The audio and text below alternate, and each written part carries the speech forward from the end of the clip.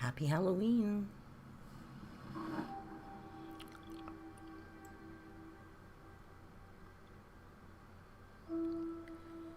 I'm using a little bit of a new setup here, so can you guys shoot me a 1 if you can hear me okay?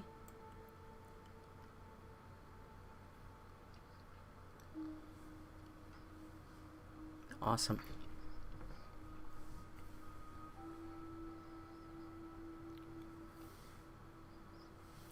Happy Halloween to everybody.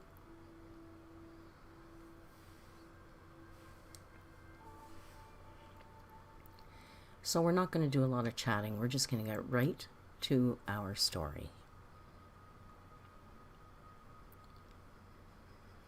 Tonight's story is called The Red Room, and it's by H.G. Wells.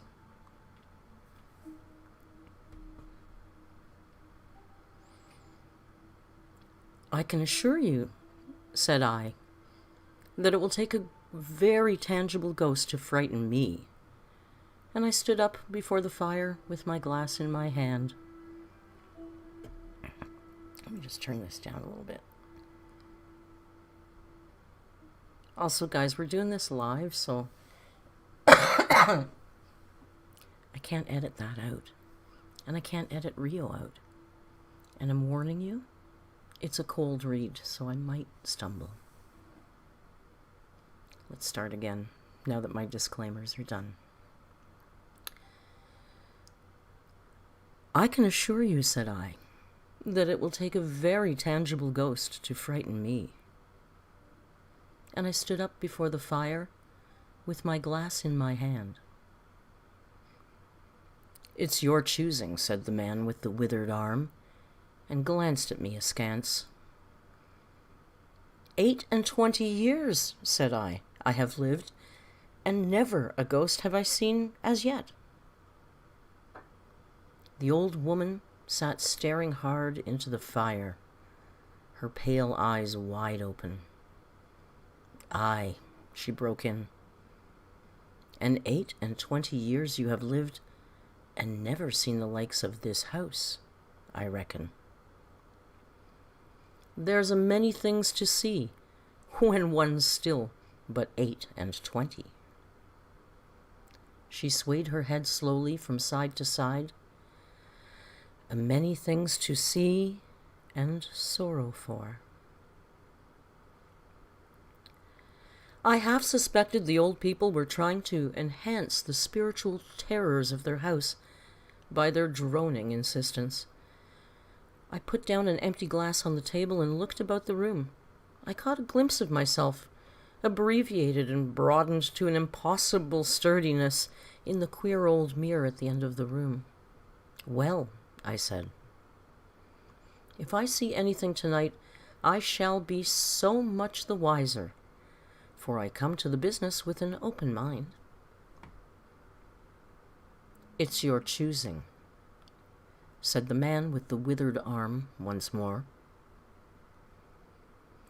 I heard the sound of a stick and shambling step on the flags in the passage outside, and the door creaked on its hinges as a second old man entered, more bent, more wrinkled, more aged even than the first.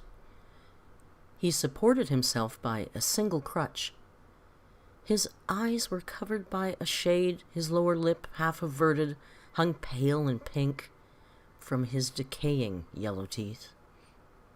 He made straight for an armchair on the opposite side of the table, sat down clumsily, and began to cough. The man with the withered arm gave this newcomer a short glance of positive dislike. The old woman took no notice of his arrival, but remained with her eyes fixed steadily on the fire. I said, it's your own choosing, said the man with the withered arm, when the coughing had ceased for a while. The man with the shade became aware of my presence for the first time, and he threw his head back for a moment and sideways to see me. I caught a momentary glimpse of his eyes, small and bright and inflamed. Then he began to cough and splutter again. "Why don't you drink?" said the man with the withered arm, pushing the beer towards him. The man with the shade poured out a glassful with a shaky hand, and splashed half as much again on the deal table.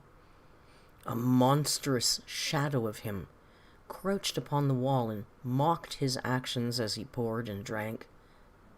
I must confess I had scarce expected these grotesque custodians. There is, to my mind, something inhuman in senility and advanced age. Something crouching and atavistic. The human qualities seem to drop off from old people insensibly, day by day. The three of them just made me feel uncomfortable with their gaunt silences, their bent carriage, their evident unfriendliness to me and to one another. "If," said I, "you will show me to this haunted room of yours, I will make myself comfortable there." The old man with the cough jerked his head back so suddenly that it startled me and shot another glance of his red eyes at me from under the shade, but no one answered me. I waited a minute, glancing from one to the other. "There's a candle on the slab outside the door," said the man with the withered arm, looking at my feet as he addressed me. "But if you go to the red room tonight—" "This night of all nights," said the woman, "you go alone." "Very well," I answered, "and which way do I go?" "You go along the passage for a bit," said he, "until you come to a door, and through that is a spiral staircase, and halfway up that is a landing and another door covered with abayas. Go through that and down the long corridor to the end, and the red room is on your left, up the stairs." "Have I got that right?" I said, and repeated his directions. He corrected me on one particular. "Are you really going?" said the man with the shade, looking at me again for the third time with that queer, unnatural tilting of the face. "This night of all nights," said the old woman. "It is what I came for," I said, and moved towards the door. And I did so. As I did so, the old man with the shade rose and staggered round the table so as to be closer to the others and to the fire. At the door I turned and I looked at them, and saw they were all close together, dark against the firelight, staring at me over their shoulders with an intent expression on their ancient faces. "Good night," I said, setting the door open. "It's your own choosing," said the man with the withered arm.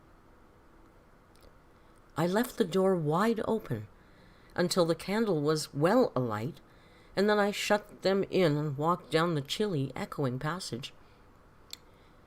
I must confess that the oddness of these three old pensioners, in whose charge their ladyship had left the castle, and the deep-toned, old-fashioned furniture of the housekeeper's room in which they had foregathered, affected me, in spite of my efforts to keep myself at a matter-of-fact phase.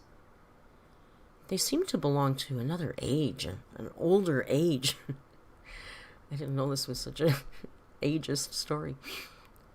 An age when things spiritual were different from this of ours, less certain. An age when omens and witches were credible, and ghosts beyond denying. Their existence was spectral. Their cuts of their clothing, fashions born in dead brains. The ornaments and conveniences of the room about them were ghostly, the thoughts of vanished men which still haunted rather than participate in the world of today. But with an effort I sent such thoughts to the right about. The long, draughty subterranean passage was chilly and dusty, and my candle flared and made the shadows cower and quiver. The echoes rang up and down the spiral staircase, and a shadow came sweeping up after me, and one fled before me in the darkness overhead. I came to the landing and I stopped there for a moment, listening to a rustling that I fancied I heard. Then, satisfied of absolute silence, I pushed open the baize-covered door and stood in the corridor. Guys, I gotta blow my nose. Hang on. Intermission.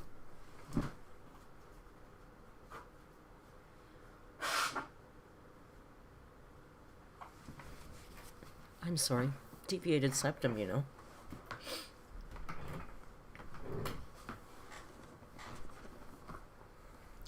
I'll catch up on your chat later. Okay. The effect was scarcely what I expected, for the moonlight, coming in by the great window on the grand staircase, picked out everything in vivid black shadow or silvery illumination. Everything was in its place. The house might have been deserted on the carpets, or upon the polished flooring was distributed so evenly as to be invisible in the moonlight. I was about to advance, and stopped abruptly. A bronze group stood upon the landing, hidden from me by the corner of the wall, but its shadow fell with a marvelous distinctiveness upon the white paneling, and gave me the impression of someone crouching to waylay me. I stood rigid for half a minute, perhaps. Then, with my hand in the pocket that held my revolver, I advanced, only to discover a Ganymede and an eagle glistening in the moonlight. That incident, for a time, restored my nerve, and a porcelain Chinaman on a buhl table whose head rocked silently as I passed him scarcely startled me. The door to the Red Room and the steps up to it were in a shadowy corner. I moved my candle from side to side in order to see clearly the nature of the recesses in which I stood before opening the door. Here it was, thought I, that my predecessors was found, and the memory of that story gave me a sudden twinge of apprehension. I glanced over my shoulder at the Ganymede in the moonlight, and opened the door of the Red Room rather hastily, with my face half turned to the pallid silence of the landing.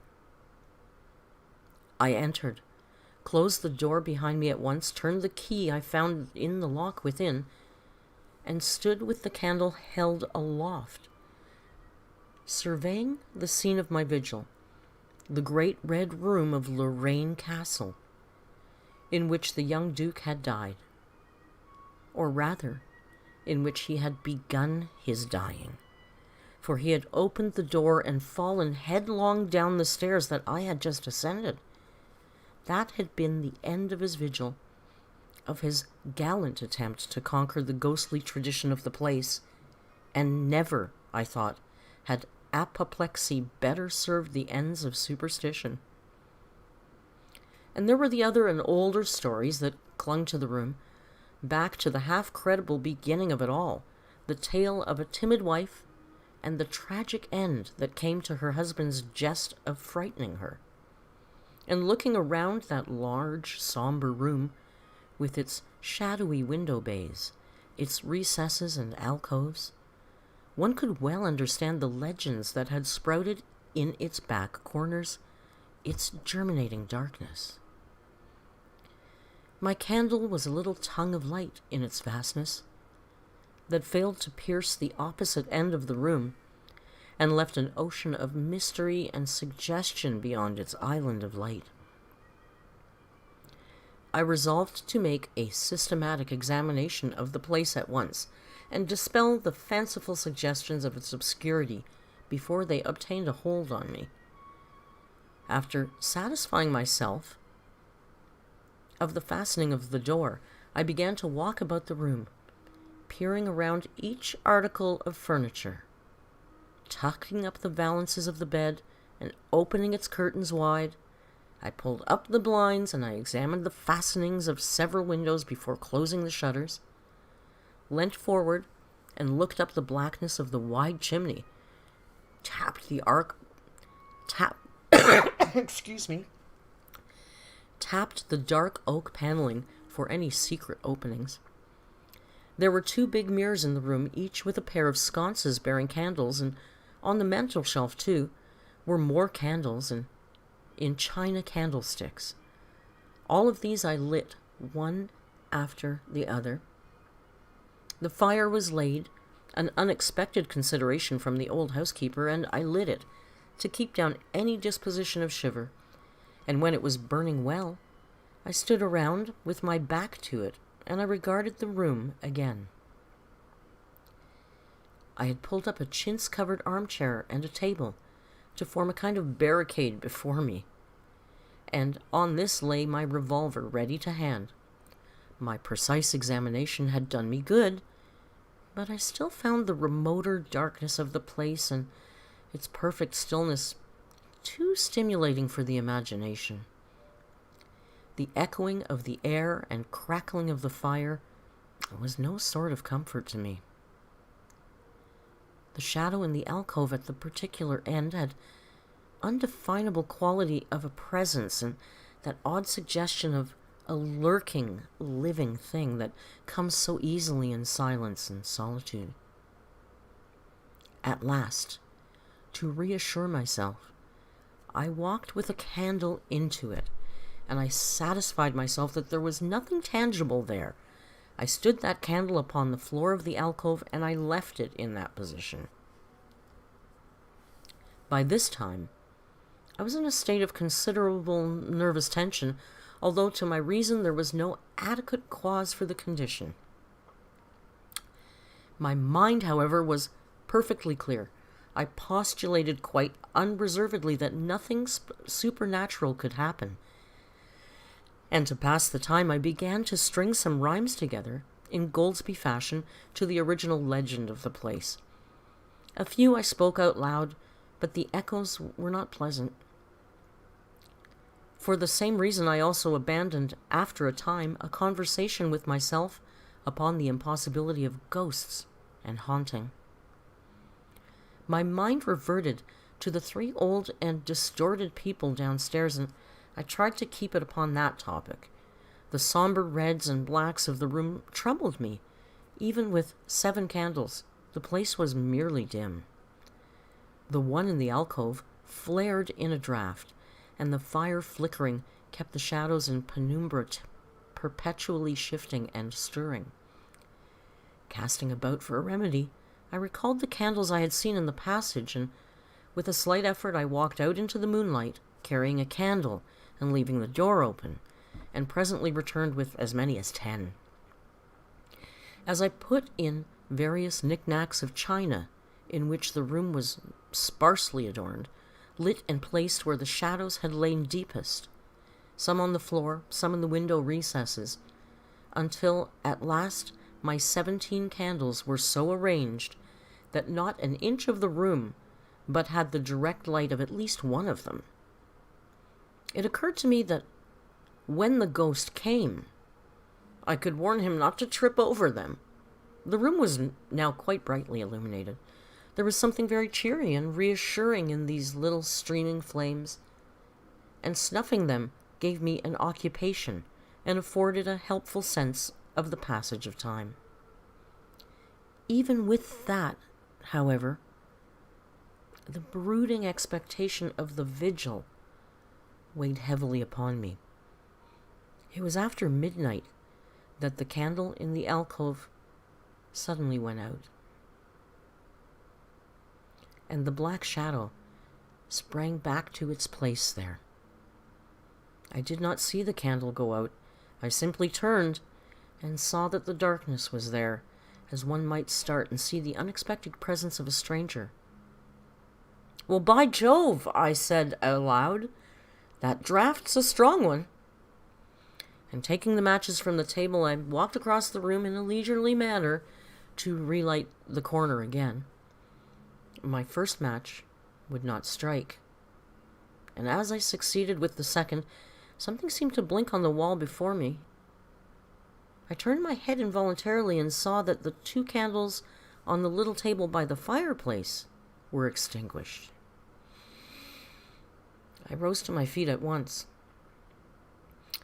Odd, I said. Did I do that myself in a flash of absent-mindedness? I walked back. I relit one. And as I did so, I saw the candle in the right sconce of one of the mirrors wink and go out. Almost immediately its companion followed it. There was no mistake about it. The flame vanished, as if the wicks had been suddenly nipped between a finger and a thumb, leaving the wick neither glowing nor smoking, but black. While I stood gaping at the candle, the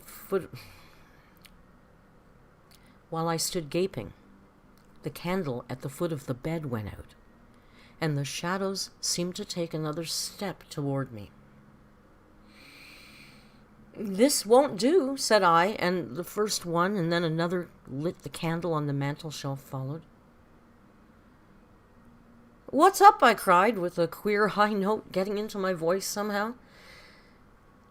At that the candle on the wardrobe went out, and the one I had relit in the alcove followed.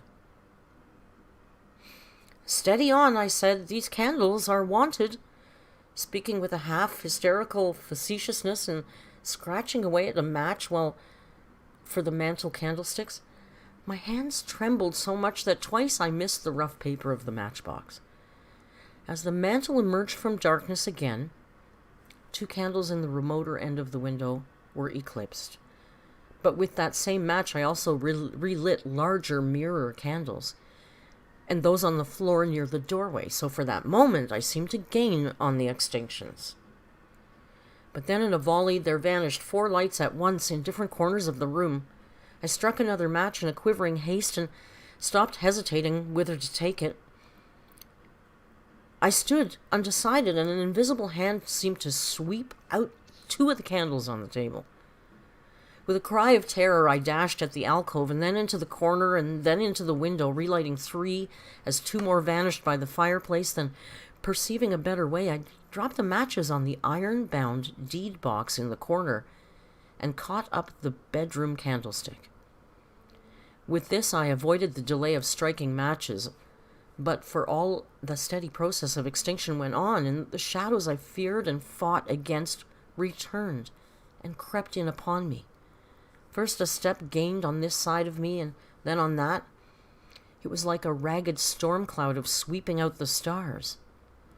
Now and then one returned for a minute and was lost again. I was now almost frantic with the horror of the coming darkness, and my self-possession deserted me. I leaped, panting and disheveled, from one candle to another candle in a vain struggle against the remorseless advance. I bruised myself on the thigh against the table. I sent a chair headlong. I stumbled and I fell, and I whisked the cloth from the table in my fall. My candle rolled away from me. I snatched another as I rose. Abruptly, this was blown out, as I swung it off the table by the wind of my sudden movement, and immediately the 2 remaining candles followed. But there was light still in the room, a red light that staved off the shadows from me. The fire! Of course, I could still thrust my candle between the bars and relight it. I turned to where the flames were still dancing between the glowing coals, and splashing red reflections upon the furniture, made 2 steps towards the grate, and incontinently the flames dwindled and vanished. The glow vanished. The reflections rushed together and vanished. And as I thrust my candle between the bars, darkness closed upon me like the shutting of an eye, wrapped about me in a stifling embrace, sealed my vision, and crushed the last vestiges of reason from my brain. The candle fell from my hand. I flung out my arms in a vain effort to thrust that ponderous blackness away from me, and lifting up my voice, screamed with all my might, once, twice, thrice. Then I think I must have staggered to my feet. I know I thought suddenly of the moonlit corridor, and with my head bowed and my arms over my face, I made a run for the door. But I'd forgotten the exact position of the door, and I struck myself heavily against the corner of the bed. I staggered back. I turned, and I was either struck or I struck myself against some other bulky furniture? I have a vague memory of battering myself thus to and fro in the darkness, of a cramped struggle, and of my own wild crying as I darted to and fro, of a heavy blow at last upon my forehead. A horrible sensation of falling that lasted an age, of my last frantic effort to keep my footing. And then I remember no more. I opened my eyes in daylight. My head was roughly bandaged, and the man with the withered arm was watching my face. I looked about me, trying to remember what had happened for a space I could not recollect. I rolled my eyes into the corner, and I saw the old woman, no longer abstracted, pouring out some drops of medicine from a little blue vial into a glass. "Where am I?" asked. "I seem to remember you, but I cannot remember who you are." They told me then, and I heard of the haunted Red Room as one who hears a tale. "We found you at dawn," she said, "and there was blood on your forehead and lips." It was very slowly I recovered my memory of the experience. "You believe now," said the old man, "that the room is haunted?" He spoke no longer as one who greets an intruder, but as one who grieves for a broken friend. "Yes," said I, "the room is haunted." "And as you have seen it, and you have seen it, and we, who have lived here our whole lives, have never set eyes upon it, because we have never dared. Tell us, is it truly the old Earl who—" "No," I said, "it is not." "I told you so," said the old lady with a glass in her hand. "It is the poor young countess who was frightened." "It is not," I said. "There's neither ghost of Earl nor ghost of Countess in that room. There's no ghost there at all. But worse. Far worse." "Well?" they said. "The worst of all things that haunt poor mortal man," said I, "and that is, in all its nakedness, fear that will not have light nor sound, that will not bear with reason, that deafens and darkens and overwhelms. It followed me through the corridor. It fought against me in the room." I stopped abruptly. There was an interval of silence. My hand went up to my bandages. Then the old man with the shade sighed and spoke. "That is it," he said. "I knew that was it. A power of darkness. To put such a curse upon a woman, it lurks there always.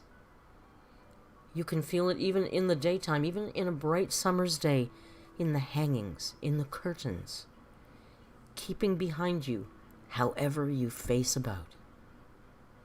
In the dusk it creeps along the corridor and follows you, so that you dare not turn. There is fear in that room of hers. Black fear. And there will be, so long as this house of sin endures." Oops.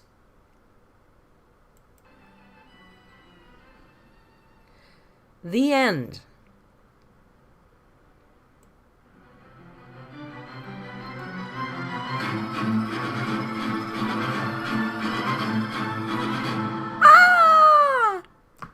That was good. Perfect timing with the music. I really miss watching your chat, you guys. I hope you enjoyed that story. It's pretty good. I think the ending was a little bit lame, but that was H.G. Wells. I guess he's usually more known for his science fiction, right? Did we like it? Well, I'm glad you liked it. Guys, let's see who's here. Let me just look at this thingy here. Oh, bless you. Well, thank you guys. I'm going to call it a night because you know what? It's Sunday night. And it's been one hell of a week, but it's over now. And you guys have made the end of the week better than the beginning.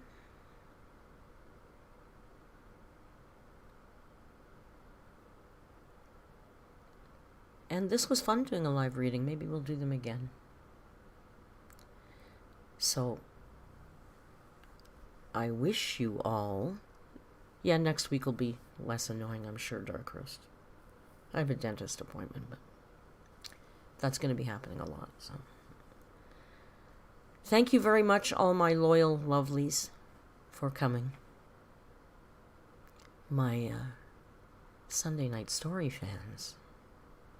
I appreciate you being here, and I'm going to call it a night, and I'm not going to do anything tomorrow, but I'm going to talk to Kicking Geese about opening up our Discord. Thank you, Christopher and Dark Roast, Rocio, Goth. Hey, I want to ask you, is it Sup and Kuma, like Sup and Kuma, or is it Soup and Kuma? I'm never sure how to pronounce that. Like, is it sup as in what's up? I need to know this burning question because I just... It bugs me. Spin Kuma. Is that right? Spin Kuma?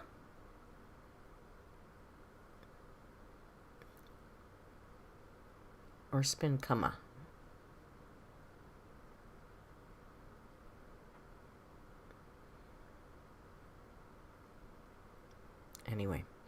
Anyway, guys, I'm going to call it a night. Thank you very much for joining me for Sunday Night Story Time. We will see you next week on Wednesday, probably, with a narc alert. And until then, have a very happy Halloween and a lovely start to your November. Brent, start over. It'll be up in a minute. Hasta luego. Buenas noches.